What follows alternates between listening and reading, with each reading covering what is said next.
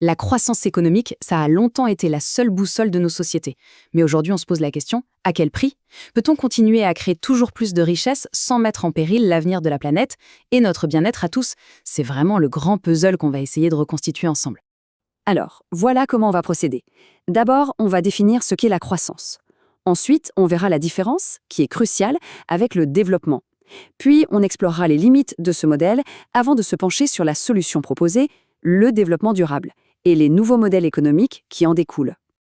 Allez, on commence par le commencement. Section 1, qu'est-ce que la croissance? Pour bien comprendre les enjeux, il faut qu'on soit tous d'accord sur ce dont on parle. Alors, la croissance économique, concrètement, c'est quoi? En fait, c'est d'abord une histoire de chiffres, une mesure purement quantitative. La croissance, c'est l'augmentation de la quantité de biens et de services qu'un pays produit sur une période donnée. Pour le dire simplement, plus on produit, plus on crée de richesse. Et cette richesse, on la mesure avec un indicateur que tout le monde connaît, le fameux PIB, le produit intérieur brut. Mais attention, cette croissance, elle ne tombe pas du ciel. Elle repose sur 3 grands moteurs. Premièrement, il faut accumuler ce qu'on appelle les facteurs de production. Deuxièmement, le progrès technique qui nous rend plus efficaces. Et troisièmement, des institutions solides comme le droit de propriété qui vont encourager les gens à investir et à innover. Ok, arrêtons-nous un instant sur ce premier moteur, les facteurs de production.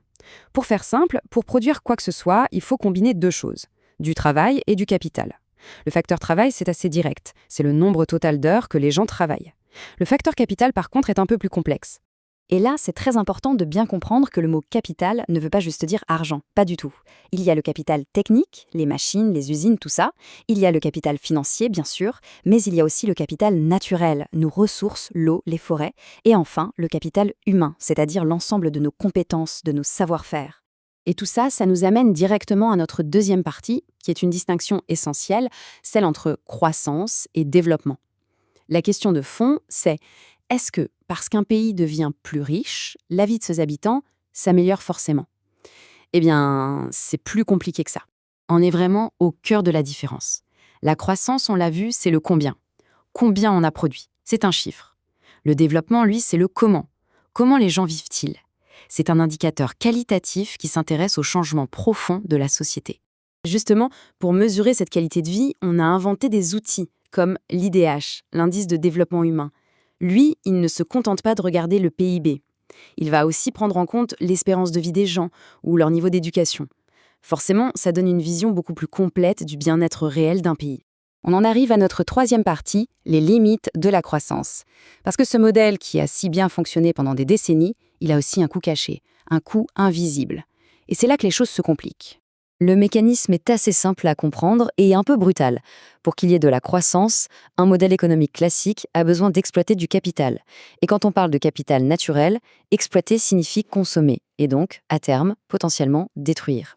Ça nous amène à la question qui fâche. Ce modèle est-il vraiment durable? Est-ce qu'on peut sérieusement imaginer une croissance infinie dans un monde où les ressources, elles, sont bien finies? C'est le nœud du problème. Face à ce défi immense, une nouvelle façon de penser a émergé. C'est notre quatrième partie, la voie du développement durable. Une tentative de redéfinir ce que signifie le mot progrès.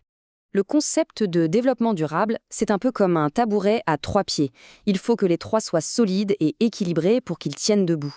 Il y a le pilier économique, bien sûr, on a toujours besoin de créer de la richesse, mais il y a aussi le pilier social, la lutte contre la pauvreté, et le pilier environnemental, la protection de notre planète. L'un ne va pas sans les autres. Et pour guider l'action, cet équilibre s'appuie sur 4 grands principes. La solidarité entre les pays, mais aussi avec les générations futures.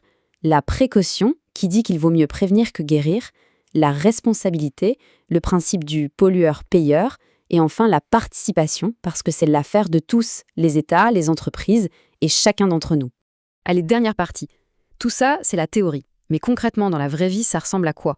On va voir quelques-uns des nouveaux modèles économiques qui sont en train de naître de cette nouvelle philosophie. L'un des concepts les plus forts, c'est celui de l'économie circulaire. L'idée, c'est de casser le vieux modèle linéaire qui est « j'extrais, je fabrique, je consomme et je jette ». On passe à une logique de boucle où l'objectif est de réutiliser, de réparer, de recycler pour que le déchet de l'un devienne la ressource de l'autre. Et à côté de ça, on a d'autres approches qui se développent. L'économie collaborative, par exemple, basée sur le partage et l'usage plutôt que la possession. Ou encore l'économie sociale et solidaire, l'ESS, qui regroupe toutes les entreprises dont le but premier n'est pas le profit, mais l'utilité sociale. Alors, la question finale, c'est est-ce que ces nouvelles idées, aussi intéressantes soient-elles, seront suffisantes pour vraiment changer la donne? Pourront-elles nous permettre de réconcilier une fois pour toutes la prospérité économique avec la justice sociale et les limites de la planète? C'est sans doute le plus grand défi du siècle qui est devant nous.